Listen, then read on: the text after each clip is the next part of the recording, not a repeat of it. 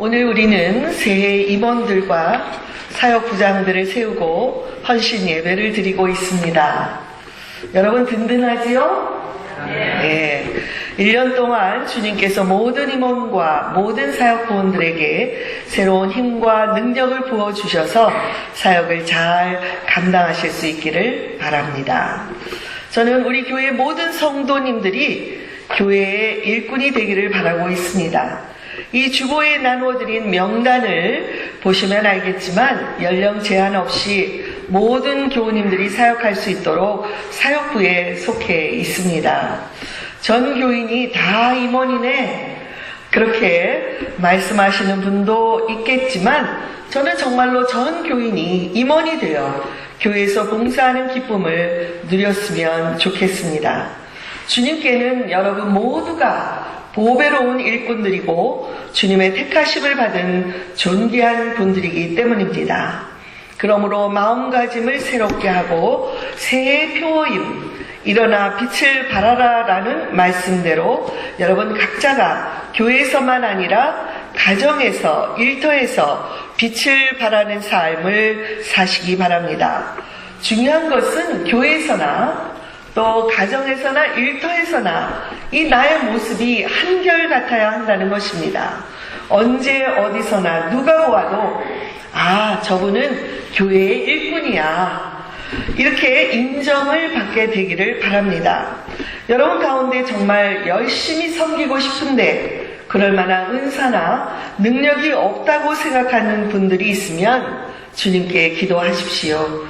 주님께서 필요한 은사와 능력을 주실 것입니다. 왜냐하면 교회 일꾼으로서의 능력은 우리 자신에게 딸려있는 것이 아니기 때문입니다. 우리의 지적인 능력, 경제적인 능력, 육체적인 능력보다도 성령의 능력, 영적인 능력이 앞서기 때문입니다. 고린도 후서는 바울이 오랫동안 정성을 기울여 성장시킨 고린도 교회에게 보낸 편지입니다. 그런데 이 고린도 교회 교인들 가운데에는 바울이 늘 환난과 핍박에서 벗어나지 못하고 있고 특별히 바울의 몸이 너무 약해요. 육체에 가시가 있다고 했는데 그가 그렇게 약한 모습을 보면서 그가 지도자로서는 너무 약한 게 아닌가 그렇게 생각했고 그로 인해서 과연 바울이 사도로 부르심을 받은 것이 맞는가 의심하는 자들이 생겨나기 시작했습니다.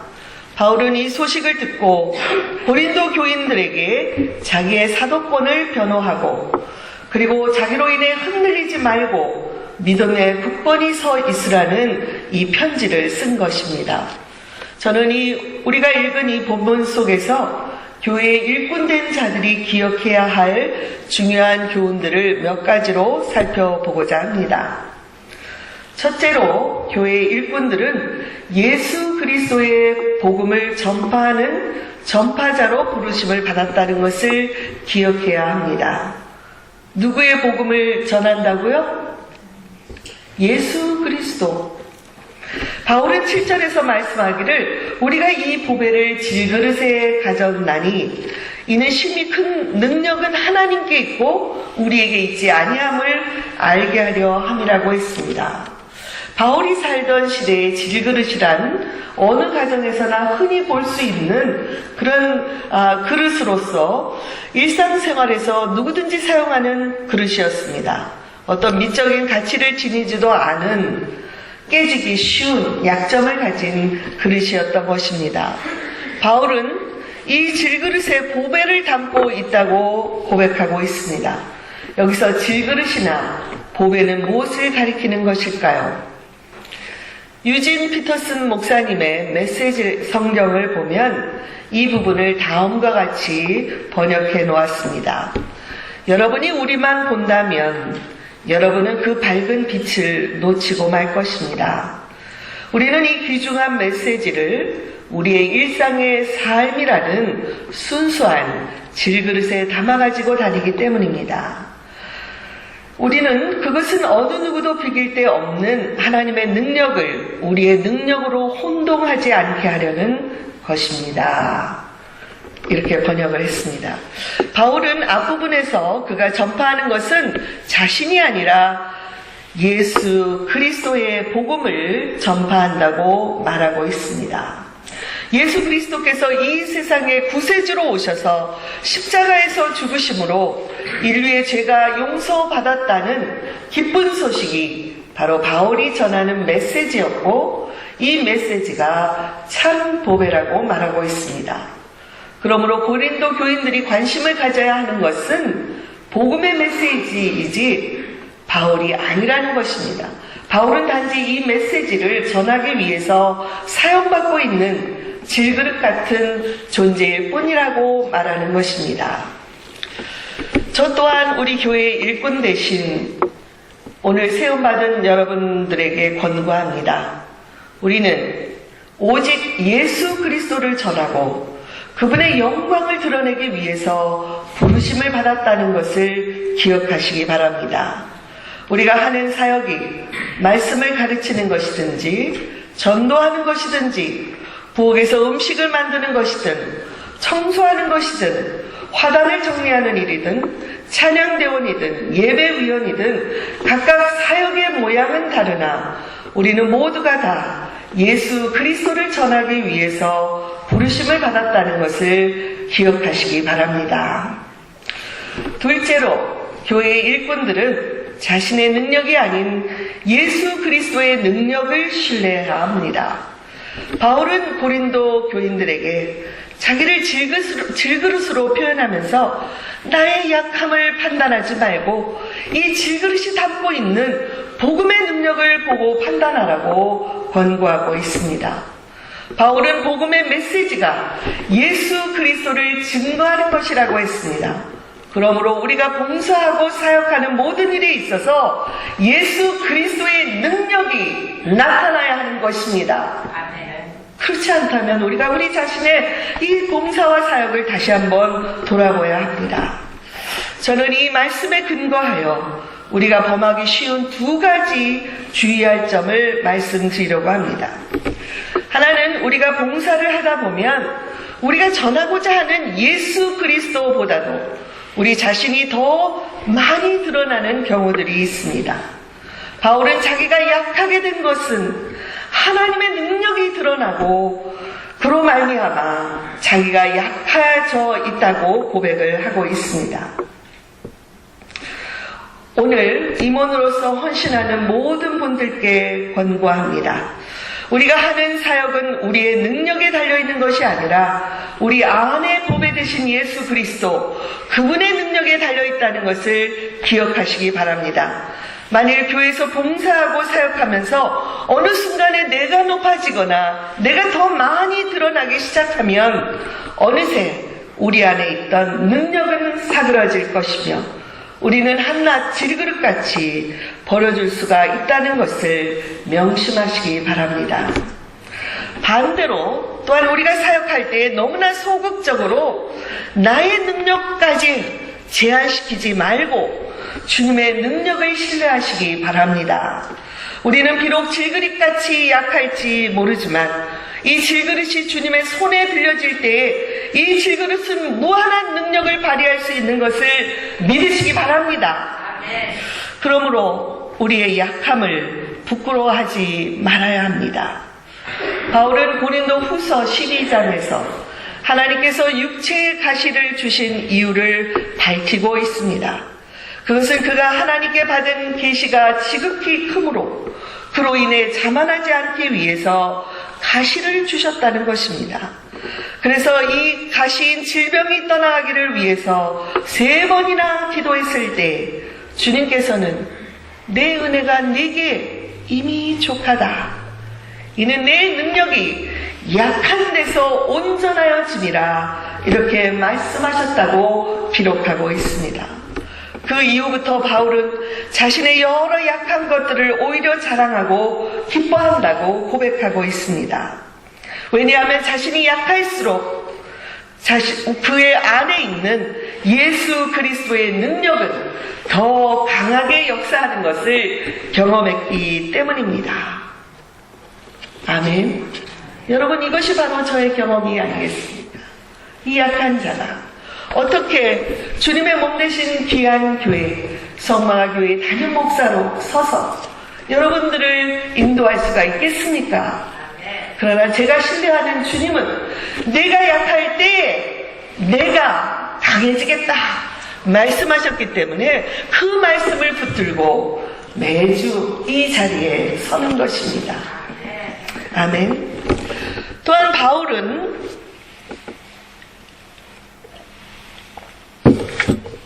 한 걸음 더 나아가서 자신이 고난으로 인해 죽는다 할지라도 그리스도께서 다시 살려주실 것이라는 부활의 믿음을 갖고 있습니다. 14절에서 고백하기를 주 예수를 다시 살리신 이가 예수와 함께 우리도 다시 살리사 너희와 함께 그 앞에 서게 하실 줄을 알고 있다고 고백하고 있습니다. 여러분, 이것이 진정한 기독교의 정신입니다. 아쉽게도 오늘날 현대사회에서는 이 현세의 축복은 많이 강조하고 있지만 상대적으로 성도의 고난이나 성도의 삶에 나타나야 할 복음의 능력, 예수 그리스도를 전함으로 받게 되는 핍박이나 환난에 대해서는 강조하지 않고 있습니다. 그러나 오늘날에도 우리가 알지 못하는 지구촌 구석구석에서는 이 복음 때문에 죽음의 고비를 넘나드는 많은 사람들이 있다는 것을 기억하시기 바랍니다. 그러므로 우리도 이 복음 때문에 약해지는 것, 더 나아가서 복음 때문에 죽을 수밖에 없는 것을 부끄러워하지 말아야 합니다. 셋째로, 교회 일꾼들은 겉사람보다도 속사람의 성장을 위해서 노력해야 합니다. 바울 사도는 16절에서 우리의 겉사람은 낡아지지만 속사람은 날로 새로워진다고 고백하고 있습니다. 여기서 낡아지다라는 단어는 영어로 perish, 이 단어가 쓰였는데 이 단어를 다른 말로 표현하면 die, 죽는다는 것을 사용할 수가 있습니다. 겉사람은 세월과 함께 낡아지다가 죽지만 속사람은 연령의 제한 없이 새로워진다는 것입니다. 바울이 겉보기에는 나약하고 실패하는 사람처럼 보였을지 모르지만 그의 내면에서는 날마다 새로워지는 것을 경험하고 있었습니다. 왜냐하면 예수 그리스도의 복음 때문에 하루하루 그에게 펼쳐지는 많은 핍박과 어려운 이 경험들을 통해서 그럼에도 불구하고 바울은 새롭게 그의 내면에서 주님을 만나고 있었던 것입니다. 그러므로 우리는 겉사람보다도 속사람을 더 중요하게 생각해야 합니다. 그것은 영원한 생명을 누릴 것이 우리의 썩어질 몸이 아니라 우리의 속사람이기 때문입니다.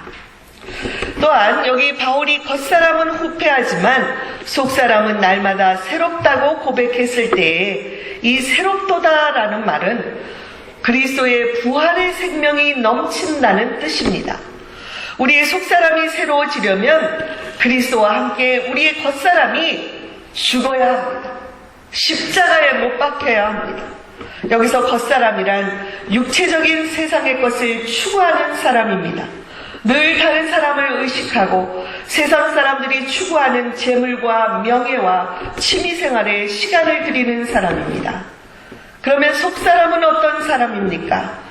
바울이 고린도후서 5장 7절에서 우리가 암송한 말씀대로 그런즉 누구든지 그리스도 안에 있으면 새로운 피조물이라 이전 것은 지나갔으니 보라 새 것이 되었다. 여기 말씀하시는 그리스도 안에서 새로 태어난 사람을 말합니다.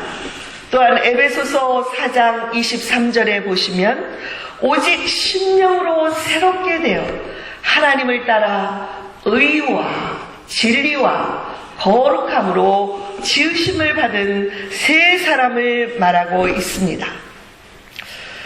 여러분, 바울도 예수 그리스도를 만나기 전까지는 겉사람을 위해서 노력한 사람이었습니다.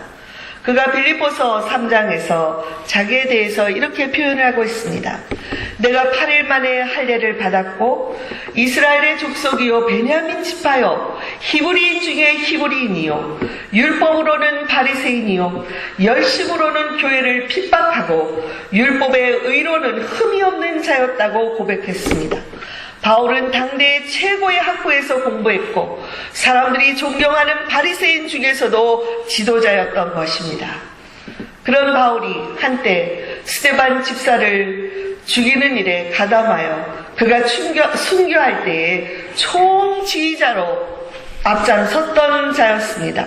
그는 기세가 등등하여 다메섹으로 피신하고 있던 예수쟁이들을 체포하기 위해서 다메섹으로 가던 도중에 부활하신 예수님을 만나게 되었고 그분의 환한 그 광채로 인해 그의 눈이 멀어 볼 수 없게 되었습니다.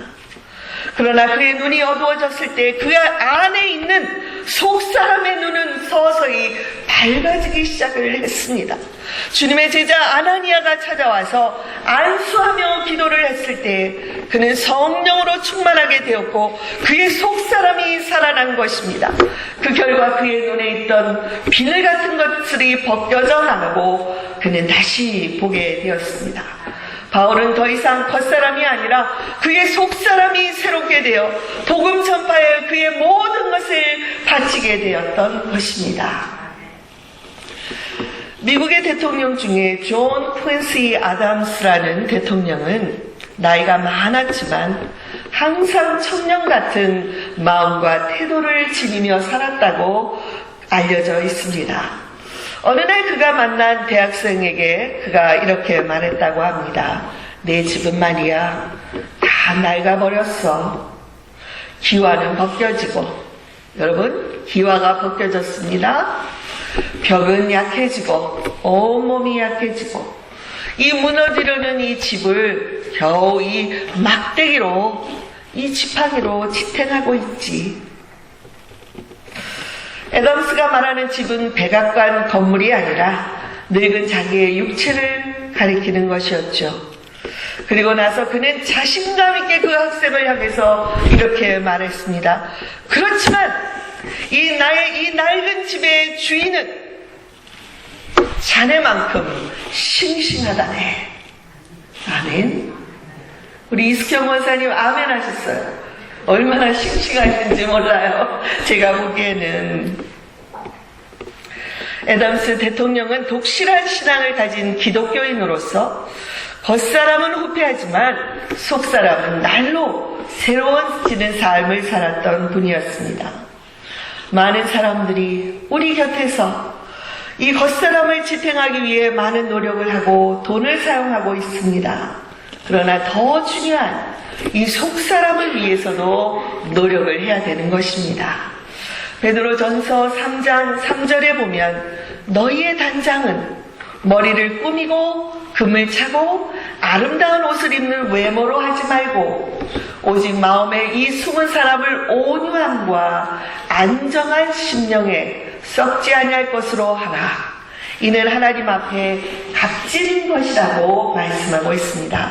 이 베드로가 말하는 마음에 숨은 사람은 곧 우리의 속사람을 가리키는 것입니다.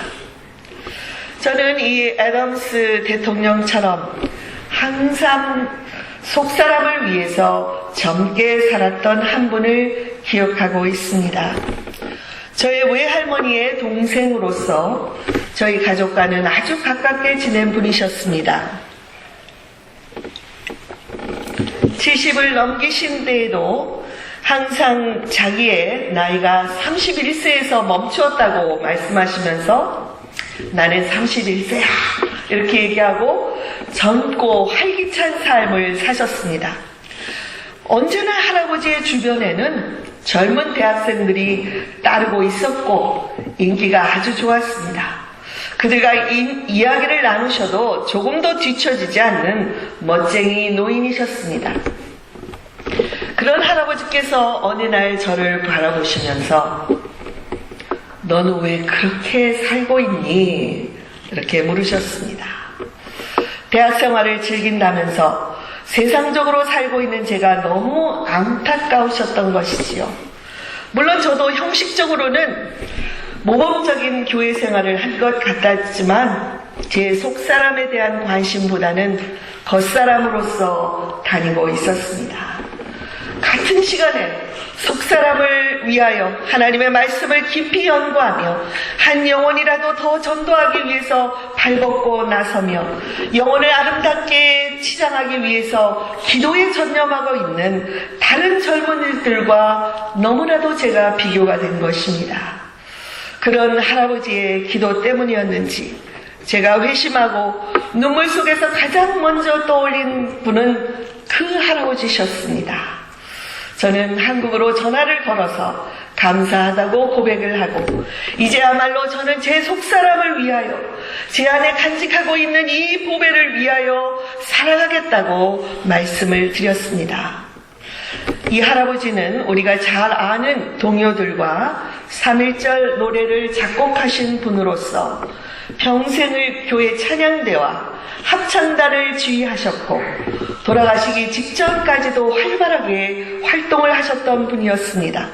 자녀들이 캐나다로 이민을 가서 아버지를 초청했을 때 마지못해 이민 가셨다가 1년 만에 다시 나오셨습니다. 그곳에서 편히 사는 것보다 후배들을 키우며 마지막까지 봉사하며 살기를 원하셨기 때문이었습니다. 사랑하는 교우 여러분, 우리는 흙으로 지음을 받은 육체를 지닌 자들임과 동시에 하나님을 닮은 영으로 지음을 받은 자들임을 기억하십시다. 우리의 겉사람은 세월이 지나면 누구나 늙어서 죽습니다. 그러나 우리 내면에 있는 속사람은 하나님의 은혜로 매일 새롭게 창조될 수가 있습니다. 특별히 말씀과 기도를 통해서 우리의 속사람은 점점 더 하나님의 형상으로 회복되고 누구도 넘볼 수 없는 내적인 능력을 갖게 되는 것입니다. 이처럼 바울의 겉사람은 질그릇같이 약했지만 그의 속사람은 예수 그리스도의 능력으로 충만하게 복음을 전한 전파자였습니다. 그의 속사람이 강건하니 그가 이렇게 고백하고 있습니다. 나는 사방으로 우겨쌈을 당하는 것 같은 어려움 속에서도 꿋꿋할 수 있었고 답답한 일을 당해도 낙심하지 않았고 박해를 받아도 버림받지 않았고 거꾸로 트림을 당하여도 망하지 않았고 항상 예수의 죽음을 몸에 짊어지는 삶을 살았지만 오히려 예수의 생명이 나의 약한 몸에 나타나게 되었다는 이 역설적인 고백을 드리고 있는 것입니다.